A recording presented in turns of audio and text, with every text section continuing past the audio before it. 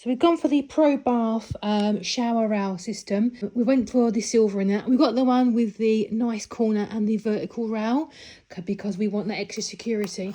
Let's take a look at it and see how it looks before it gets put up. And here we are.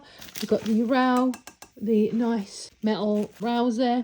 Got fixtures and fittings. These are nice, very thick plastic, very thick, they're really strong. And then you've got your curtain hooks, which I guess you could replace with another colour or something if you wanted to. And then you've got your wall fittings there as well. But yeah, I think it seems from the quality, by the looks of things, seems like the value for money. It seems quite decent, but let's see what it looks like when it goes up. And that's how it turned out. It was pretty good. We ended up using the curtain hooks from the curtain that we got.